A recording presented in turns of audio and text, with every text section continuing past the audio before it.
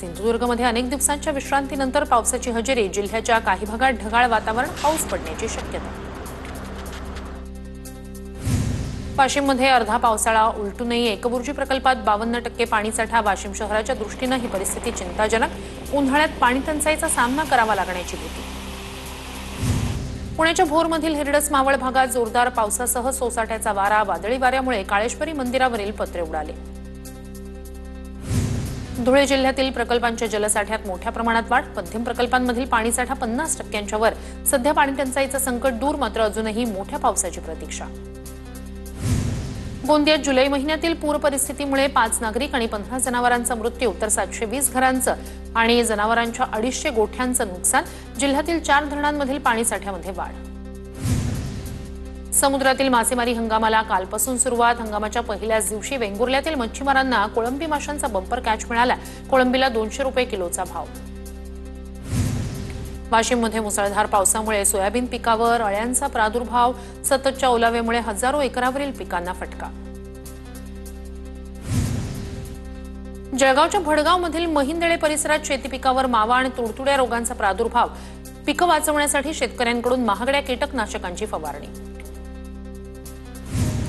लातूरच्या धानोरामध्ये शेतकऱ्यांच्या कर्जमाफीच्या मागणीसाठी तरुणाचं मुंडण आणि दंडवत आंदोलन। सरकारनं कर्जमाफीबाबत निर्णय न घेतल्यानं तरुणाचं आंदोलन।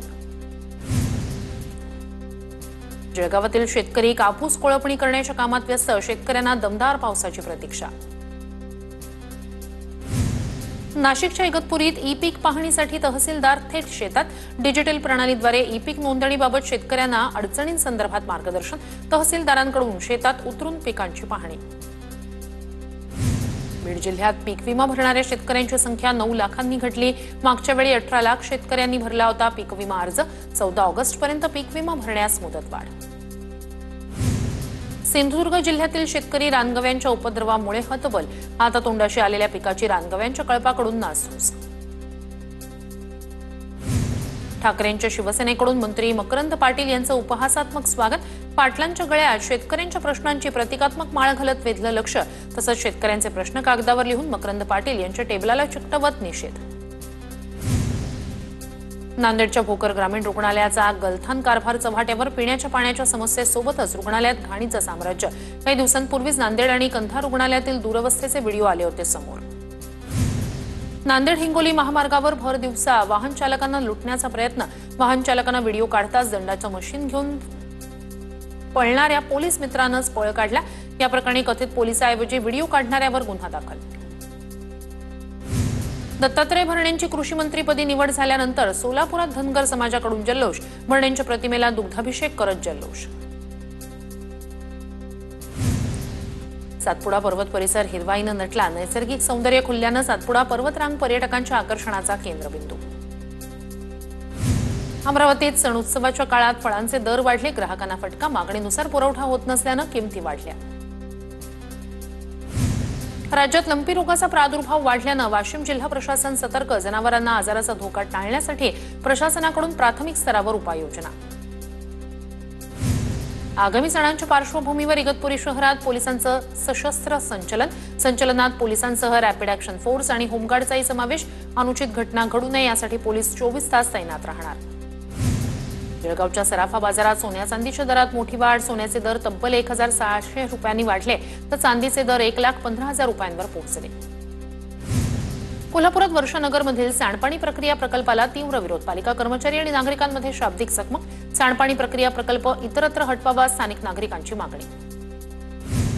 जळगावच्या चाळीसगावमधील टाकळीत नळाला दूषित पाणी येत असल्यानं ग्रामस्थ संतप्त ग्रामस्थांनी ग्रामपंचायतीला ठोकलं कुलूप। गोंदियातील फुलचूर नाका ते जिल्हाधिकारी कार्यालयापर्यंतच्या अतिक्रमणावर कारवाई। सार्वजनिक बांधकाम विभागाची कारवाई, अतिक्रमणाला अनेकांचा विरोध। वाशिमच्या कामरगावमध्ये पोलीस बंदोबस्तात बाजारपेठ परिसरातील अतिक्रमण हटवण्यास धडक कारवाई। रस्ता मोकळा झाल्यानं वाहतूक सुरळीत सुरू। ग्रामपंचायत प्रशासनाचं ग्रामस्थांकडून कौतुक। वर्धेच्या कारंज्यात पूर्वसूचना न देता मीटर काढत असल्यानं ग्राहकांची महावितरणकडे तक्रार। नियमानुसार काम करण्याची नागरिकांची मागणी। जालना जिल्हा परिषद कार्यालय परिसरात प्लास्टिकवर बंदी। उल्लंघन केल्यास 10,000 पर्यंतचा दंड होणार। मुख्य कार्यकारी अधिकाऱ्यांचे निर्देश। हिंगोलीच्या सेनगाव तालुक्यातील आरोग्य कार्यालयात माकडांचा हैदोस, माकडांचा व्हिडिओ सोशल मीडियावर व्हायरल। वर्धा जिल्हाधिकारी कार्यालयात महसूल दिनानिमित्तानं कार्यक्रमात विविध प्रमाणपत्र आणि दाखल्यांचं नागरिकांना वाटप, उत्कृष्ट काम करणाऱ्या कर्मचाऱ्यांचा मंत्री भोयर यांच्या हस्ते सत्कार। गोंदियाच्या बोंडगाव देवी गावात महसूल दिन साजरा, शासनाच्या विविध विभागांकडून स्टॉल लावत नागरिकांना आवश्यक प्रमाणपत्रांचं वाटप।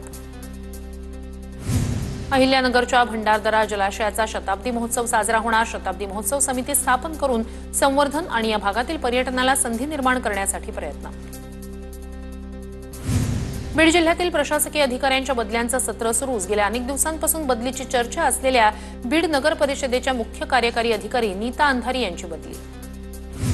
परभणीत महिला बाल विकास विभागाकडून ग्रामीण पोलीस ठाण्यात सखी वन स्टॉपचे फलक लावले, आपत्कालीन परिस्थितीत महिलांना मदत मिळावी यासाठी लावले फलक।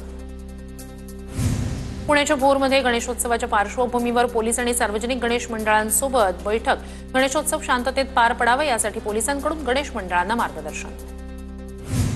कल्याणच्या कुंभारवाडामध्ये गणपती मूर्ती बनवण्याच्या कामाला वेग, गणपती मूर्ती खरेदीला नागरिकांची मोठी गर्दी, मूर्तिकारांकडून रंगकाम, सजावटीचं दिवस रात्र काम सुरू। अमरावतीत रक्षाबंधन निमित्तानं आकर्षक राख्यांनी बाजारपेठ सजली, महागाईमुळे दरामध्ये सुमारे 20% वाढ झाल्याची व्यावसायिकांकडून माहिती। वाशिममध्ये आमदार भावना गवळी यांच्याकडून 3 लाख राख्या पाठवण्याची लगबग सुरू, 27 वर्षापासून मतदार भावांना राखी पाठवून नातं जोपासण्याचा प्रयत्न। आंध्र प्रदेशातील कलाकारानं भरड धान्यातून साईबाबांची प्रतिमा साकारली, शिर्डीतील साईंच्या चरणी प्रतिमा अर्पण, साईबाबा संस्थानचे मुख्य कार्यकारी अधिकारी गोरक्ष गाडीलकर यांच्याकडे साईंची प्रतिमा सुपूर्द। शिर्डीत साईबाबा संस्थानकडून साई पारायण सोहळ्याची भव्य शोभायात्रा, 7 दिवसांच्या धार्मिक कार्यक्रमाची उत्साहात सांगता, साईनामाच्या जयघोषात शहरातून पारायण पोथींची वाजत गाजत मिरवणूक। वाशिमच्या मसला गावात देशसेवा करून परतलेले जवान दयाराम धनगर यांचं जंगी स्वागत, जवान दयाराम धनगर 17 वर्ष देशसेवा केल्यानंतर सेवानिवृत्त। हिंगोली शहरात भटक्या श्वानाचा नागरिकांना त्रास, नगरपालिकेकडून भटक्या श्वानाला पकडण्यासाठी विशेष मोहीम। अकोल्यातील दहेगावजवळ पाईपलाईन फुटल्यानं लाखो लिटर पाण्याची नासाडी, रोडच्या कामावेळी जेसीबीचं फावडं लागल्यानं पाईपलाईन फुटल्याची माहिती। अकोल्यात बातमी लावल्याच्या रागातून पत्रकारांवर प्राणघातक हल्ला, पोलिसांनी तडीपार केलेल्या तरुणांची बातमी लावल्यानं पत्रकारांवर हल्ला, सर्व जखमींवर खासगी रुग्णालयात उपचार सुरू, आमदार साजिद खान पठाण पोलीस प्रशासनावर नाराज। धुळे शहरात एका दूध डेअरीवर अज्ञात टोळक्याचा हल्ला, हल्ल्यात 2 गंभीर जखमी, डेअरी मालकासोबतच्या वादानंतर टोळक्याकडून हल्ला। यवतमाळच्या मुकुटबंदमधून सिमेंट घेऊन जाणारा कंटेनर उलटला, वणी ते आदिलाबाद मार्ग बंद, घटनास्थळी पोलीस प्रशासन दाखल। बीडच्या धारूरमधील सरस्वती शाळेत शिक्षक आणि लिपिक यांच्यात हाणामारी, अंगावर पाणी उडाल्याच्या वादातून शिक्षकाकडून लिपिकाला मारहाण, त्यानंतर नातेवाईकांना बोलावून लिपिकाकडून शिक्षकाला चोप। पंढरपूरच्या महालक्ष्मी फर्टिलायझर कंपनीच्या गोडाऊनवर छापा, बनावट खत तयार करून विक्री करत असल्याचा धक्कादायक प्रकार, 11,33,000 रुपयांचं अवैधरित्या साठवलेलं बनावट खत जप्त, पंढरपूर पोलीस ठाण्यात गुन्हा दाखल। दुचाकीवरून आलेल्या तरुणांनी विद्यार्थ्यांचा फोन चोरला, नागपूरच्या मंगलदीप परिसरातील घटना सीसीटीव्हीत कैद, अनोळखी तरुणांना बोलण्यासाठी फोन देणं विद्यार्थ्याला पडलं महागात। पालघरच्या माहीममध्ये एसबीआयच्या एटीएमवर चोरट्यांचा डल्ला, एटीएम तोडून रोकड काढल्यानंतर चोरट्यांकडून एटीएमला आग।